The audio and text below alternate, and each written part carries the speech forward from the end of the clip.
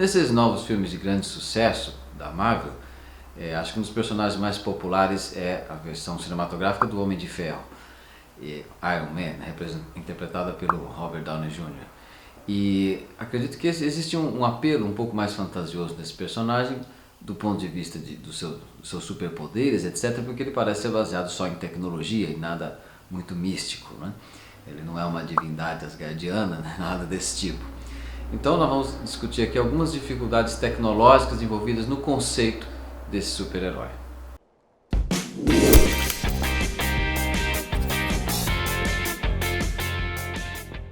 Nas primeiras versões da armadura, o principal problema a ser resolvido, no caso que você viu, que foi o grande avanço científico proposto no filme, é que ele conseguiu desenvolver uma fonte de energia muito grande numa região portátil, usada em torno do peito, e a ideia genericamente passada, sendo bem otimista ali, é que ele usava um anel de paládio como catalisador de reações de eletrólise, ou reações que produzem também eletricidade. Então o paládio é usado mesmo como catalisador em células de combustível que fazem reagir hidrogênio e oxigênio, produzindo eletricidade e calor.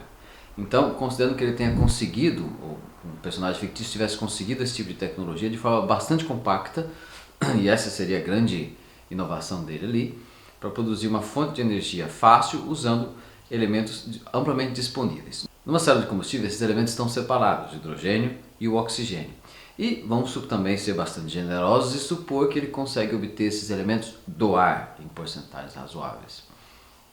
A principal dificuldade é que se ele for realmente usar uma célula de combustível, ele precisaria obter esses elementos do ar numa taxa bastante alta. Então o portador do elemento que está produzindo energia nele teria de puxar ar com grande velocidade quando ele está consumindo grande energia.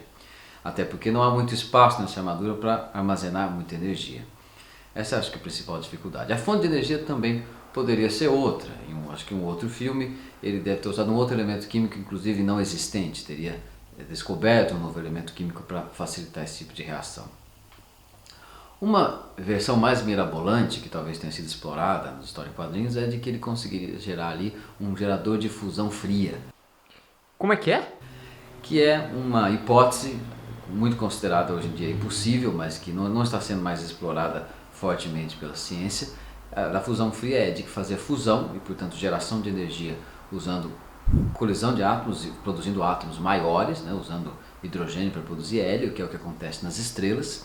É um processo que vai acontecer no futuro próximo. Já existem algumas plantas experimentais que produzem energia usando fusão de átomos, mas essa fusão não é fria, ela acontece em altíssimas temperaturas. A fusão fria, que seria a possibilidade de obter fusão em temperaturas próximas do ambiente, ela foi inclusive uma pesquisa que é até praticamente abandonada na comunidade internacional. Então, mas seria uma hipótese possível, uma hipótese para deixar mais interessante a fantasia do filme. Ainda assim, todas essas soluções envolveriam consumir uma grande quantidade de combustível que ele poderia coletar do ar, mas se geraria esse tipo de ventilador ali em torno da coisa. Outras dificuldades seriam: o seu sistema de propulsão ele precisa ou de um combustível, certo? Para emitir aquela quantidade de gás ou de ar incandescente para voar ou para empurrar as coisas, como ele tem esses propulsores na palma das luvas e na planta dos pés, na primeira versão pelo menos. E eu precisaria de um combustível para isso em primeira instância, se eu for usar uma propulsão que não pode ser armazenado ali.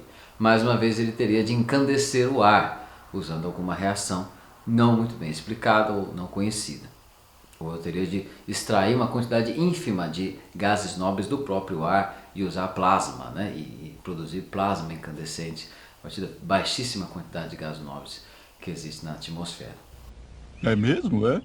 Outras questões, então, giram em torno não só da produção de energia, mas do espaço disponível dentro de uma armadura para você ter elementos acumuladores de energia, elementos também de resfriamento.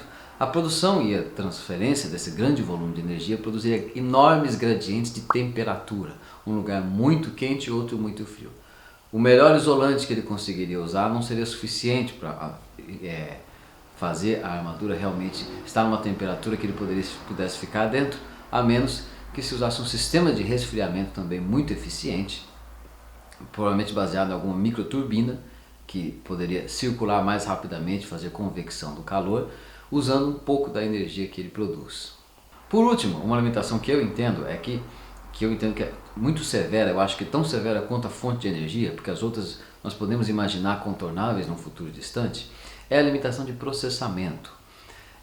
A armadura se conecta com o computador central que existe em algum lugar, operado inicialmente por aquele programa de inteligência artificial, o Jarvis. Nós teremos alguns vídeos sobre inteligência artificial aqui, mas a ideia é que o próprio processamento da armadura é extremamente sofisticado, ela permite gerar trajetórias automaticamente com uma complexidade computacional que não está disponível sequer nos computadores domésticos hoje, que eu preciso de muito trabalho matemático e longo tempo de processamento para essa geração dessas trajetórias de voo e também da operação dos outros equipamentos da armadura.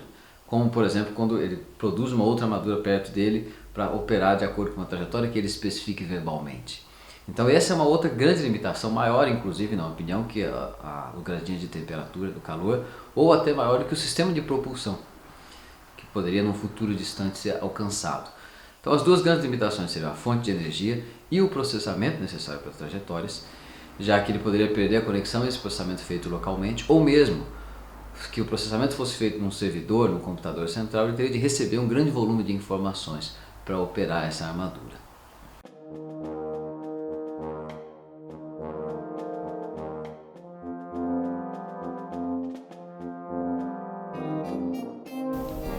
Por que você sempre tem que estragar os meus planos?